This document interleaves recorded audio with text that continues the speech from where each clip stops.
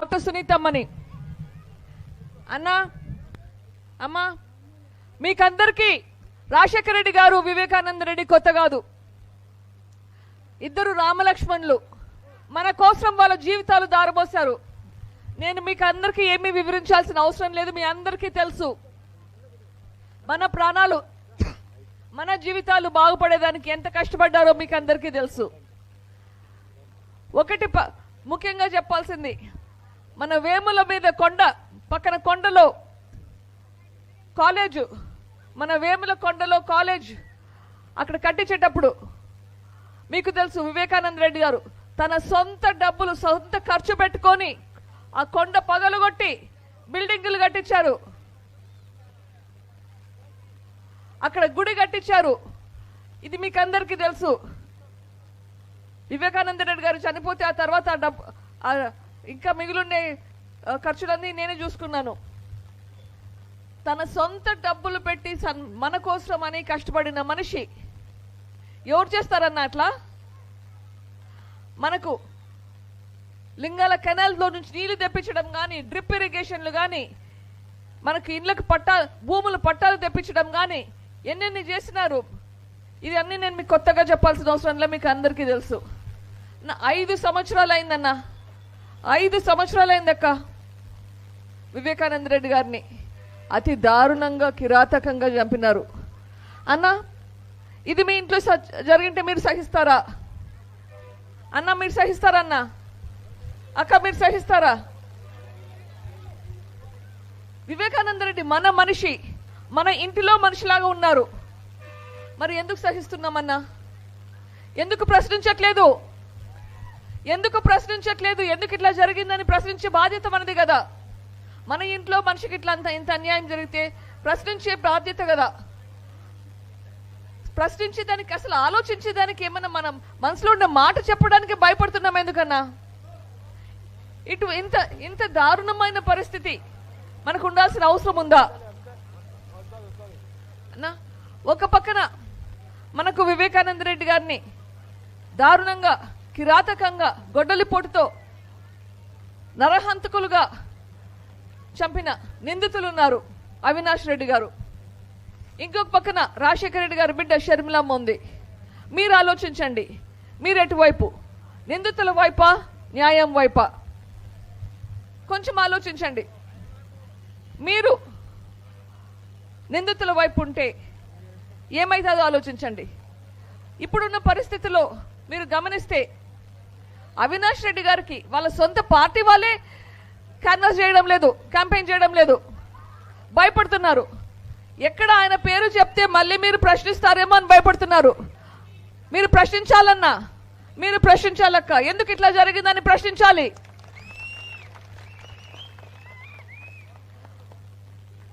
సొంత భారతమ్మకి అవినాష్ రెడ్డి గారికి ఉన్న బంధుత్వం మనకందరికీ తెలిసిందే. భారతమ్మ కూడా ఆయనకు క్యాన్వాస్ చేయలేకుందన్నా, ఆయన పేరు చెప్పలేకుంది. సొంత వాళ్ళే ఆయనకి ఓట్లు అడగడానికి భయపడుతున్నారు. ఎందుకంటే మనం ప్రశ్నిస్తామని భయము. అందుకే చెప్తున్నాను, మనం ప్రశ్నించాలి. మనం ప్రశ్నించే సమయం వచ్చింది. మనం ఓట్లేసే ముందు ఎవరికి వేస్తున్నామో అర్థం చేసుకొని ఓట్లేయాలి. మనకు అర్థం కావాలంటే మనం ప్రశ్నించాల్సిన సమయం వచ్చింది. మనం అందరము ప్రశ్నించాలి. సొంత పార్టీ వాళ్ళే క్యాంపెయిన్ చేయలేరు, అంత దారుణమైన పరిస్థితి. మరి మనం ఎందుకు ఓటు వేయాలి? ఆలోచించండి. అవినాష్ రెడ్డి గారు ఒక్కసారన్నా ప్రెస్ మీట్కి వచ్చి ప్రశ్నల జవాబు చెప్పడానికి చేస్తున్నాడా? ఎలక్షన్ల ముందర అందరూ కెమెరా ముందరికి వచ్చి, మీడియా ముందరికి వచ్చి ప్రెస్ మీట్లు ఇస్తున్నారు. ఎక్కడ మాట్లాడితే ఎవరు ఏమి ప్రశ్న అడిగితే ఏమి జవాబు చెప్పాలో అని భయపడి కూర్చోనున్నాడు. అట్లా భయపడే మనిషికి ఎట్లా ఓటేస్తారన్నా?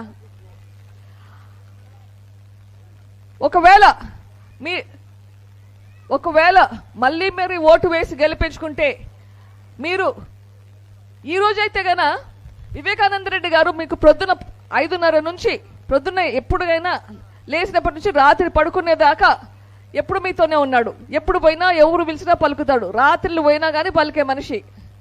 ఇప్పుడెక్కడన్నా అవినాష్ ప్రొద్దునే కలవాలంటే 5:30కంతా క్యూలో నిలబడాలా. 7 గంటలకంతా ఆయన బయటకు వస్తే 3 ఉంటే కలుస్తాడు, లేకుంటే లే. ఆ తర్వాత ఎక్కడికి పోతాడో దేవుడు ఎరుగు. ఏ కేసులు ఎట్లా తప్పించుకోవాలని అని ఆలోచిస్తుంటాడు. ఎంతమందికి ఎట్లా ముట్టించాలా డబ్బులు, ఎట్లా బయటపడాలా అని ఆలోచిస్తాడు. ఇప్పుడు అట్లాంటి పరిస్థితి. రేపు మళ్ళీ గెలిస్తే మీరు మళ్ళీ పోయి కలవాలంటే ఇంట్లో కూడా ఉండడేమో, జైల్లో ఉంటాడేమో, మరి ఎక్కడ కలుస్తారున్నా?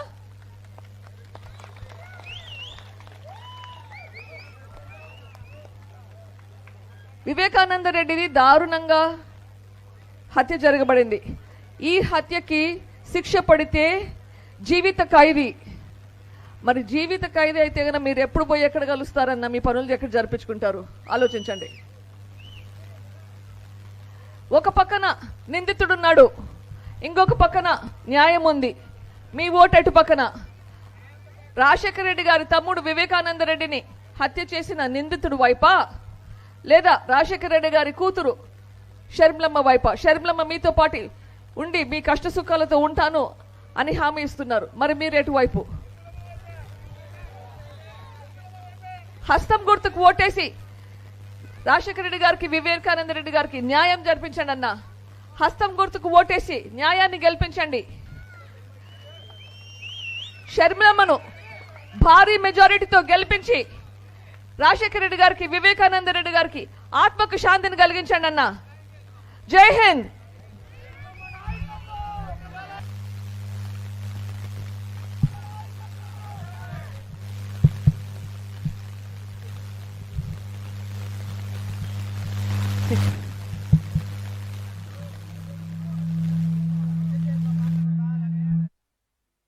Check check.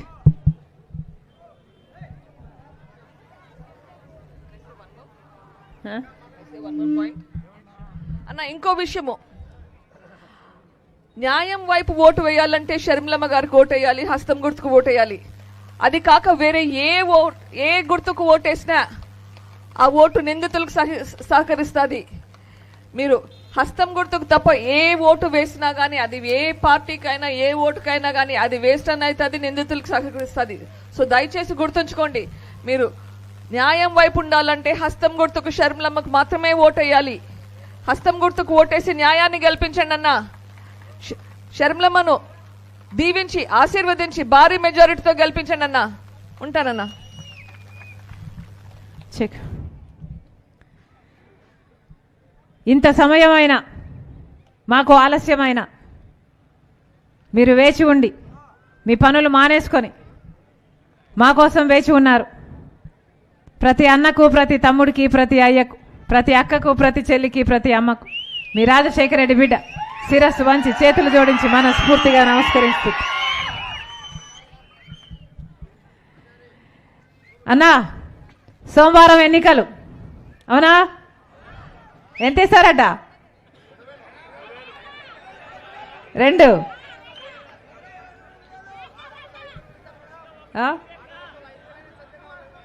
5,000 పర్వాలే. నమస్తే.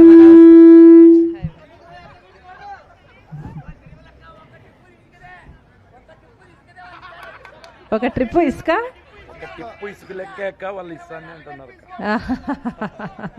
అంతకంటే ఇసుక చాలా పిరవ అంటున్నారా? కరెక్ట్ కరెక్ట్ అన్న, కరెక్ట్ కరెక్ట్. దోపిడీ అయిపోయింది అన్నా. జగన్మోహన్ రెడ్డి గారు ఎంత ఇచ్చినా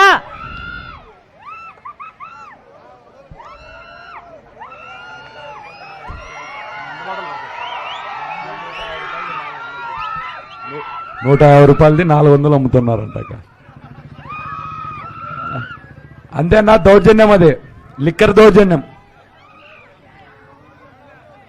దోపిడీ, ప్రతిరోజు దోపిడీ అవునా? ప్రతిరోజు దోపిడీ. డబ్బులు తీసుకోవడం లేదక్క. ఫోన్ పే డబ్బులు కూడా లేదు. మళ్ళీ డబ్బులు పెట్టి పోవాలంటే బారుకు పోవాలక్క. ₹150 ఎక్స్ట్రా పెట్టాలి. అది మామూలు 150, బారుకు పోతే డబల్.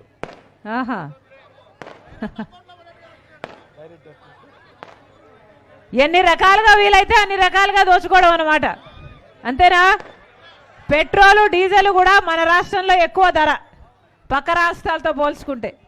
మరి ఏమనుకున్నారు మన రాష్ట్రం అంటే? మన రాష్ట్రంలో మద్యం అయినా ఎక్కువే, పెట్రోల్ అయినా ఎక్కువే, డీజిల్ అయినా ఎక్కువే. అవునా? రాజశేఖర రెడ్డి గారు ఉన్నప్పుడు రేషన్ సరుకులకి 11 సామాన్లు ఇచ్చాడు. అవునా? మరి జగన్మోహన్ రెడ్డి గారు ఎన్ని ఇస్తున్నారన్న? 1, 2? మరి రాజశేఖర రెడ్డి గారి కొడుకు కదా అన్న.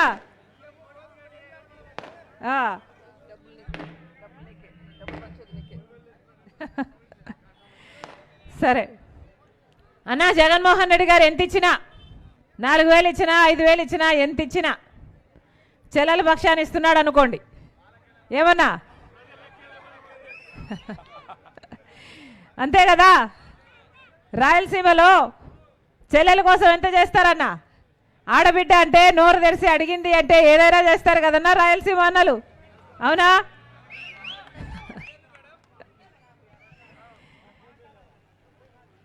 అన్నా, ఈరోజు రాజశేఖర రెడ్డి బిడ్డ ఎంపీగా పోటీ చేస్తుంది.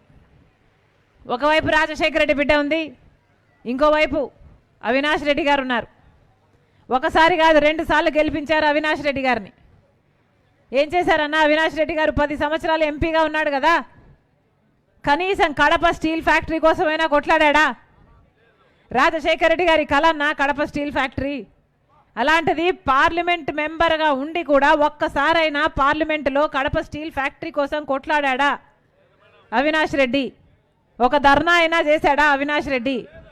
రాజీనామా అయినా చేస్తానని బెదిరించాడా అవినాష్ రెడ్డి? మరి కనీసము కడప స్టీల్ ఫ్యాక్టరీ కూడా తేలేకపోతే ఇక ఎంపీ ఉండి ఏం లాభం అన్నా?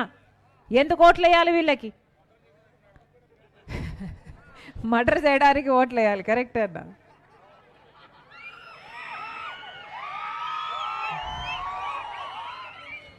అంతే కదా, అధికారం ఉందనే కదా అంత మదం.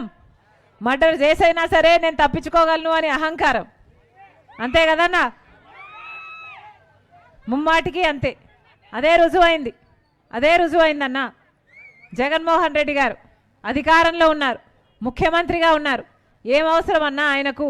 సొంత చిన్నానని హత్య చేపించిన అవినాష్ రెడ్డి గారిని కాపాడడం ఏం అవసరం జగన్మోహన్ రెడ్డి గారికి? ఒకసారి ఆలోచన చేయండి.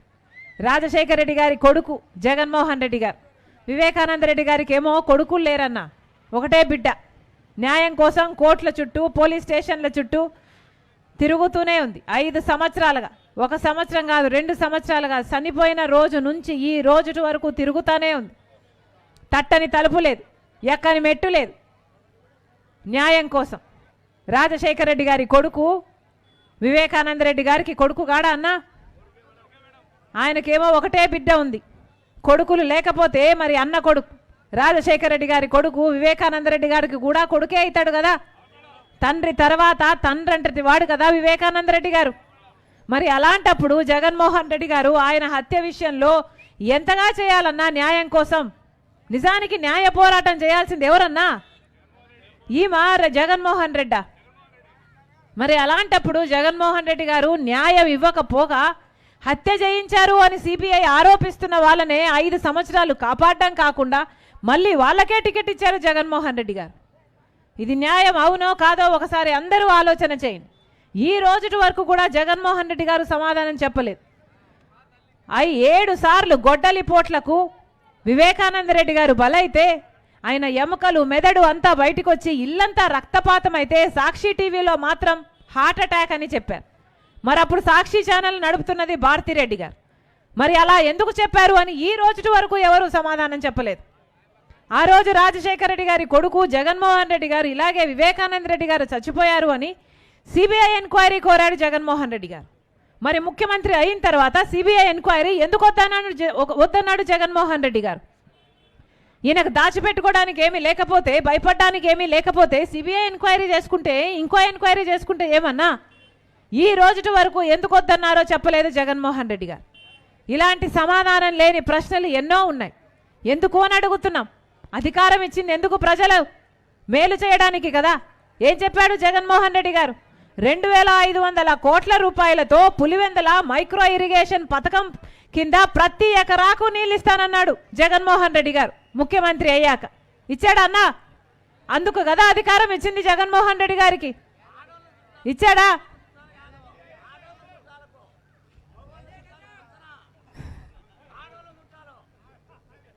గంటికోట 365 రోజులు నీళ్లు పారిస్తానన్నాడు జగన్మోహన్ రెడ్డి గారు. వచ్చిందా అన్న? మరి అందుకు కదా అధికారం ఇచ్చింది ప్రజలు. అలాగే కేసీ కెనాల్ అయితేనేమి, హంద్రీనివా అయితేనేమి, తెలుగు గంగ అయితేనేమి అన్ని ప్రాజెక్టులు విస్తీర్ణం చేస్తానన్నాడు, పెంచుతానన్నాడు, సామర్థ్యం పెంచుతానన్నాడు, నీళ్ళు ఇచ్చేది పెంచుతానన్నాడు, ప్రతి ఎకరాకు నీళ్ళు ఇస్తానన్నాడు. మరి దాంట్లో ఒక్క తట్టెడు మట్టైనా ఎత్తి ఇటు పోసారా? కడప స్టీల్ ఫ్యాక్టరీకి కనీసం ఒక్క ఇటుకైనా ఇటుక మీద ఇటుక పెట్టారా? మరి అందుకు కదా అన్న అధికారం ఇచ్చింది. రాజధాని కడతాడని కదా అధికారం ఇచ్చింది. ప్రత్యేక హోదా బీజేపీ పార్టీ మెడలు వంచైనా సరే తీసుకొస్తానన్నాడు కదా జగన్మోహన్ రెడ్డి గారు. అందుకు కదా అధికారం ఇచ్చింది. పోలవరం ప్రాజెక్టు కడతాడని కదా రాజశేఖర రెడ్డి గారు వదిలి వెళ్ళిపోయిన అన్ని జలయజ్ఞంలోని ప్రాజెక్టులు రాజశేఖర రెడ్డి గారి కొడుకు పూర్తి చేస్తాడని కదా అధికారం ఇచ్చింది. సంక్రాంతి వచ్చినప్పుడల్లా జాబ్ క్యాలెండర్ వస్తుందన్నాడు జగన్మోహన్ రెడ్డి గారు. ఎన్ని సంక్రాంతులు వచ్చాయి, ఎన్ని సంక్రాంతులు పోయాయి జగన్మోహన్ రెడ్డి గారు ముఖ్యమంత్రి అయ్యాక? ఒక్క జాబ్ క్యాలెండర్ కూడా రాలేదు. అందుకు కదా అధికారం ఇచ్చింది. మరి ఇచ్చిన అధికారాన్ని జగన్మోహన్ రెడ్డి గారు ఏం చేస్తున్నారన్నా?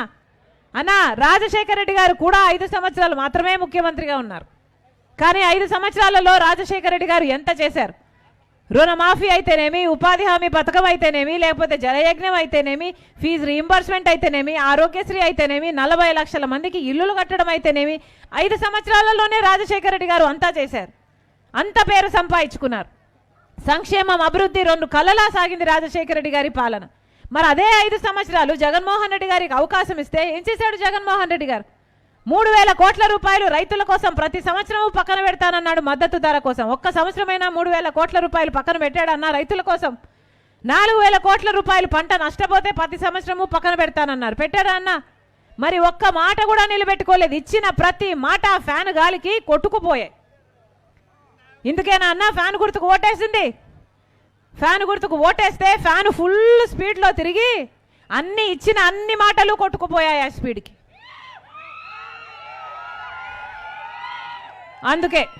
అందుకే ఫ్యాన్ స్పీడ్ తగ్గాల్సిన అవసరం ఉంది. అవునా అన్నా? జగన్మోహన్ రెడ్డి గారు ఈ గడ్డ బిడ్డ. మరి ఈ గడ్డ బిడ్డకు మన బిడ్డలకు ఎలాగైతే తప్పు చేస్తే బుద్ధి చెప్తామో, మరి ఈ గడ్డ బిడ్డ అయిన జగన్మోహన్ రెడ్డి గారు తప్పు చేస్తే బుద్ధి చెప్పాల్సిన బాధ్యత కూడా ఈ గడ్డ బిడ్డలకే ఉంది. వాస్తవం కాదా? ఈరోజు రాజశేఖర రెడ్డి బిడ్డ కాంగ్రెస్ పార్టీ తరఫున ఎంపీగా నిలబడింది అంటే ఎందుకు నిలబడింది అన్నా? అన్యాయం జరుగుతుంది కాబట్టి ఎదిరించాలని నిలబడింది రాజశేఖర రెడ్డి బిడ్డ. ఇదే రాజశేఖర రెడ్డి బిడ్డ 3,200 కిలోమీటర్లు పాదయాత్ర చేసింది జగన్మోహన్ రెడ్డి గారి కోసం, ఆయన రాజకీయ భవిష్యత్తు కోసం, ఆయన పార్టీ కోసం. మరి ఇదే రాజశేఖర రెడ్డి బిడ్డ ఈరోజు ఎదురు నిలబడింది అంటే ఎందుకు నిలబడింది? ఎందుకంటే అన్యాయం జరుగుతుంది కాబట్టి. జరుగుతుంటే సహిస్తూ చూస్తూ ఊరుకోలేక ఏ దోషి అని సిబిఐ చెప్తుందో ఆయనను 5 సంవత్సరాలు కాపాడమే కాకుండా మళ్ళీ అదే దోషికి అవినాష్ రెడ్డికి మళ్ళీ టికెట్ ఇచ్చాడు జగన్మోహన్ రెడ్డి. అంటే మళ్ళీ ఆయనే గెలవాలట, అధికారాన్ని వాడుకొని తప్పించుకొని తిరగాలట, మళ్ళీ ఇలాంటి వాళ్ళే చట్టసభలలో కూర్చోవాలట. ఇది న్యాయమేనా అన్నా? ఇదే న్యాయం అయితే, ఇదే మళ్ళీ జరిగితే అసలు ప్రపంచంలో న్యాయం అన్నదే లేకుండా పోతుందన్నా.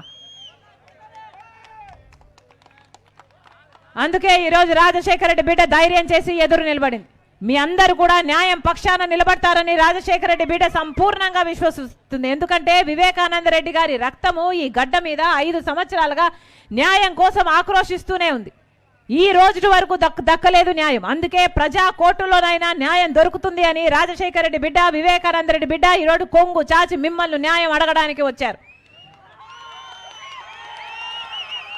మనస్ఫూర్తిగా ఆశీర్వదించండి. మీకు ఎంపీగా రాజశేఖర రెడ్డి బిడ్డ కావాలో, లేక ఎంపీగా రాజశేఖర రెడ్డి గారి తమ్ముడు వివేకానంద రెడ్డి గారి హత్య చేయించిన అవినాష్ రెడ్డి గారు కావాలో ఒకసారి ఆలోచించుకోవాలి. ఒకసారి ఆలోచించండి. మీకు న్యాయం వైపో లేకపోతే మీకు నేరం వైపు, మీరు ధర్మం వైపో లేకపోతే డబ్బు అధికారం వైపో మీరు ఒక్కసారి ఆలోచన చేయండి. అన్నా మళ్ళీ చెప్తున్నా, నేనైతే రాజశేఖర రెడ్డి బిడ్డను. ఈరోజు నేను ఎంపీగా పోటీ చేస్తున్నాను అంటే మనసులో నిర్ణయించుకొని పోటీ చేస్తున్నాను. మీరు నన్ను గెలిపిస్తే ఈ రాజశేఖర రెడ్డి బిడ్డ మీ బిడ్డ అవుతుంది, మీ బలం అవుతుంది, మీ గొంతు అవుతుంది, మీ కోసం కొట్లాడుతుంది. అన్న రాజశేఖర రెడ్డి బిడ్డ మీకు మాటిస్తుంది.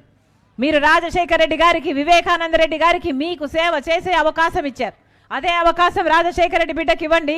ఎలాగైతే రాజశేఖర రెడ్డి గారు మీకు సేవ చేశారో, ఎలాగైతే వివేకానంద రెడ్డి గారు మీకు అందుబాటులో ఉన్నారో, రాజశేఖర రెడ్డి బిడ్డ మీకు మాటిస్తుంది. రాజశేఖర రెడ్డి బిడ్డను గెలిపించండి.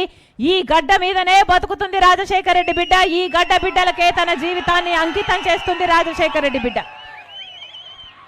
మనస్ఫూర్తిగా రాజశేఖర రెడ్డి బిడ్డను ఆశీర్వదించాలని, పార్లమెంటుకు పంపించి మంత్రిని కూడా చేయాలని రాజశేఖర రెడ్డి బిడ్డ ప్రతి అన్నను, ప్రతి తమ్ముణ్ణి, ప్రతి అక్కను, ప్రతి చెల్లిని శిరస్సు వంచి చేతులు జోడించి మనస్ఫూర్తిగా ప్రార్థిస్తుంది.